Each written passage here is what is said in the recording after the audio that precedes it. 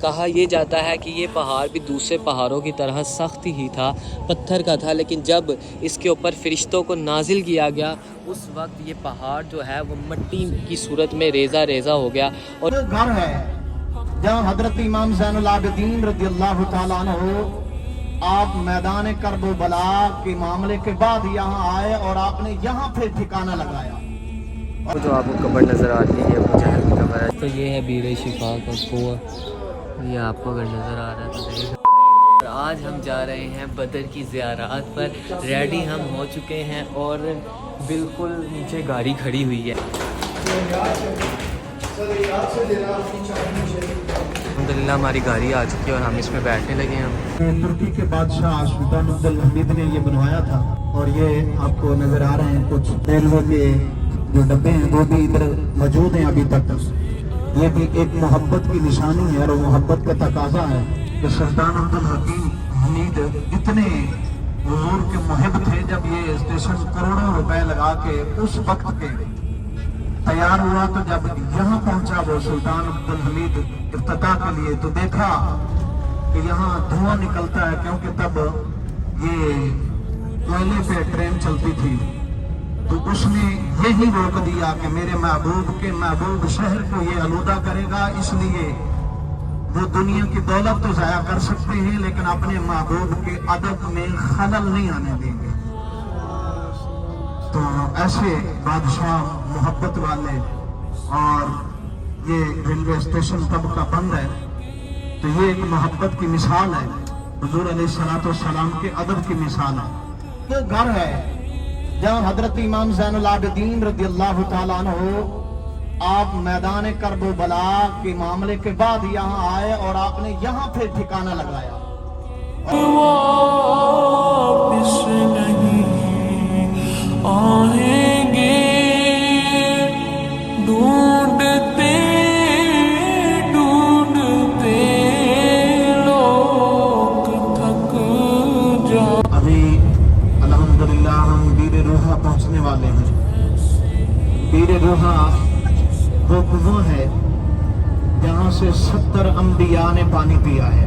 حضرت موسیٰ علیہ السلام آپ نے بھی یہاں سے پانی پیا۔ حضرت عیسیٰ علیہ السلام آپ جب آئیں گے آپ بھی اس کنویں سے پانی پئیں گے۔ یہی وہ کنواں ہے جس میں آقا علیہ السلام آپ نے اپنا لعاب دہن ڈالا اور اس کنویں کا پانی میٹھا ہوا۔ کیونکہ ابھی یہاں ترنے کا تو فائدہ نہیں ہے، زیارت آپ کر لینا کیونکہ اس کی توسیع ہو رہی ہے، تو اس لیے انہوں نے اس کو بند کیا ہوا ہے۔ تو ویسے انشاءاللہ زیارت ہوگی۔ بیر روحا یہ ہے اور بیر شفا آگے ہے، اس کی توسیع ہو رہی ہے۔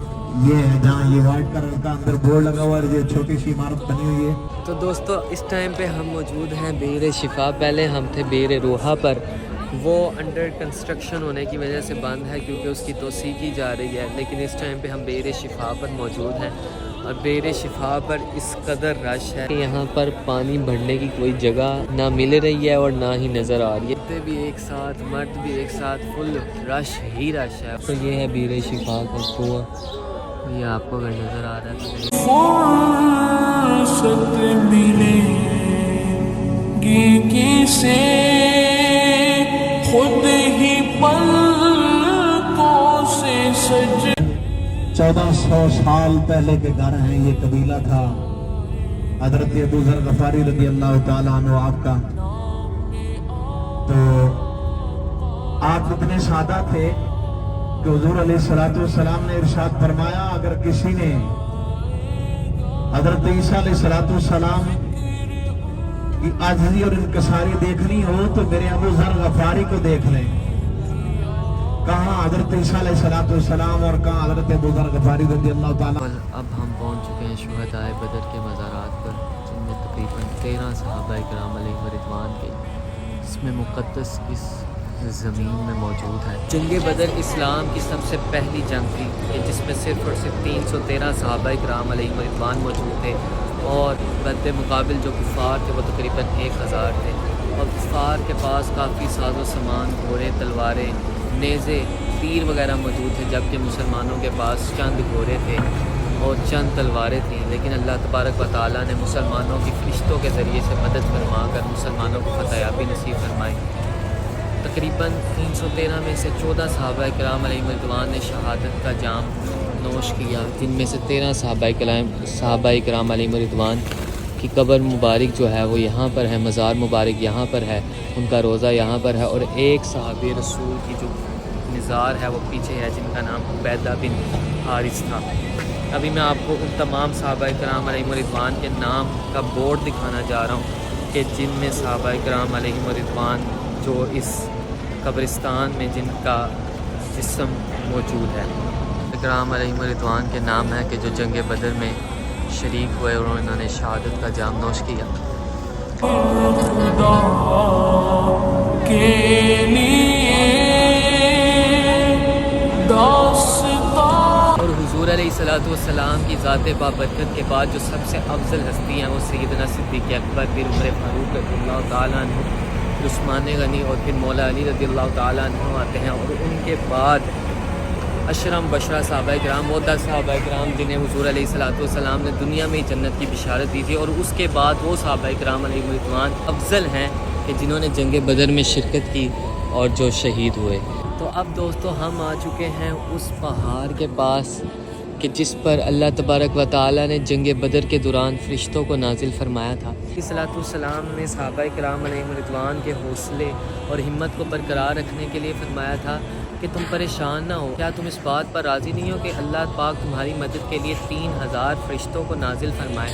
لیکن اگر تم، یہ قرآن پاک کی آیت ہے، لیکن اگر تم صبر کرو، تقوی اختیار کرو اور اسی دوران کفار تم پر حملہ آور ہو جائیں تو اللہ تبارک و تعالیٰ تمہاری 5000 فرشتوں کے ذریعے مدد فرمائے گا۔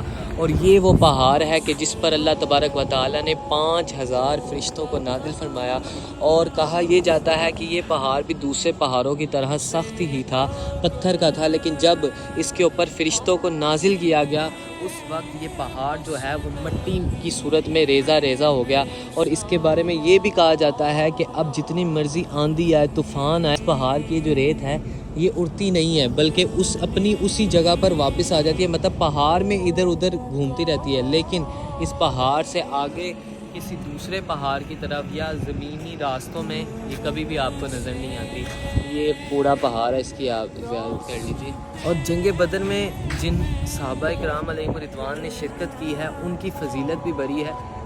ایک حدیث میں تو یہ آیا ہے کہ حضور علیہ السلام نے یہ فرما دیا کہ اللہ تبارک و تعالیٰ فرماتا ہے کہ اے بدر والو، اب تم جو چاہیں عمل کرو، تم پر جنت واجب ہو چکی ہے۔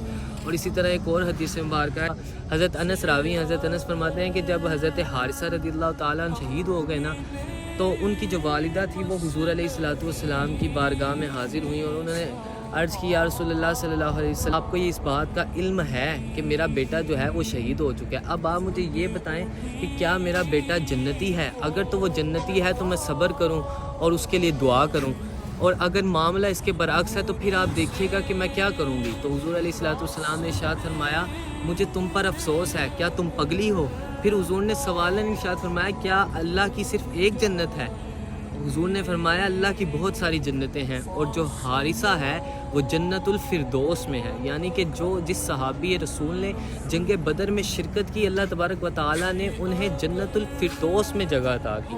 بھی بے بس نہیں، بے سہارا نہیں،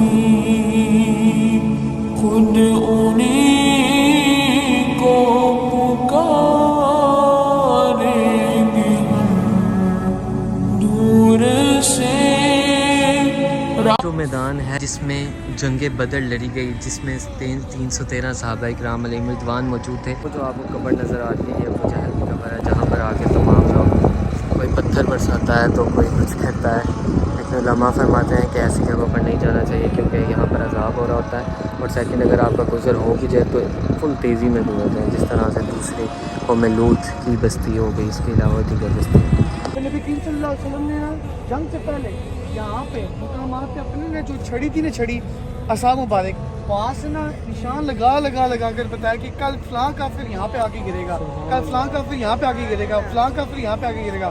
صحابہ کرام بتاتے ہیں کہ رسول اللہ صلی اللہ علیہ وسلم کی جو نشاندہی کی ہوئی جگہ تھی نا، اسی جگہ میں جب ہم اگلے دن دیکھا تو جہاں نبی کریم صلی اللہ علیہ وسلم نے اشارہ کیا تھا کہ یہاں پہ فلاں کافر گرے گا، وہاں پہ فلاں کافر گرے گا، تو وہیں پہ ہی جو ہے نا کافر وہ گرے. مطلب یہ پورا جنگ کا اسکیجول کیسے بنا آپ کو تب معلوم ہوگا کہ اگر آپ اس کو پڑھیں تو آپ کو پتہ چلے گا کہ نبی کریم صلی اللہ علیہ وسلم جنگ کے ارادے سے نہیں آئے تھے.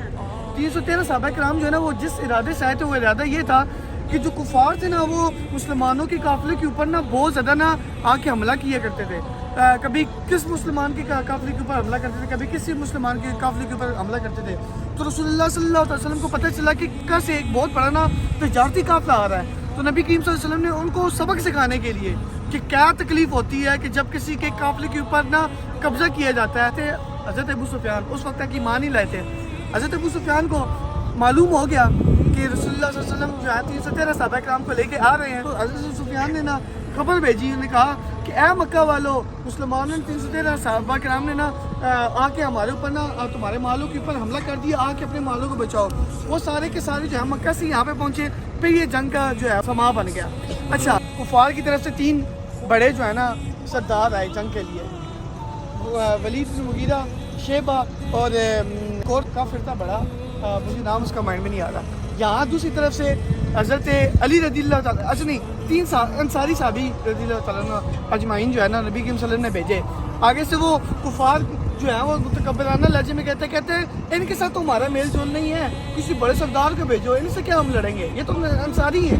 وہ انصاری کو نا کم کاسٹ والا سمجھتے ہیں نا، وہ اپنی کاسٹ مجھے نا کہتے تھے ہم بڑے ہیں. تو رسول اللہ صلی اللہ علیہ وسلم نے قریش کے نا حضرت علی کو فرمایا کم یا علی رضی اللہ تعالیٰ عنہ. حضرت علی کو حکم دیا کہ آپ آئیں. پھر حضرت امیر حمزہ رضی اللہ تعالیٰ عنہ کو، چچا کو، اپنے چچا جان کو کہا آپ آئیں.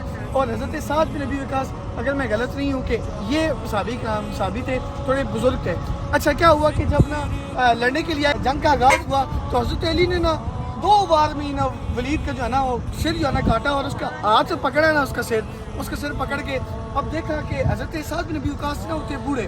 اچھا، ان کو وار مارا اس نے، اس کو کافر نے نا ان کا جو ہے نا پاؤں کٹ گیا. تو حضرت علی ایک ہاتھ سے اس کا سر قلم کیا، وہاں سے بھاگتے آئے، حضرت سعد بن ابی وقاص کو کندھے پہ اٹھایا اور ان کو بھی بچایا اور دوسرے کافر کو بھی جو ہے وہ قتل کر دیا. پھر حضرت امیر حمزہ نے بھی دوسرے کو قتل کر دیا. اس طرح جنگ کا باقاعدہ آغاز ہوا.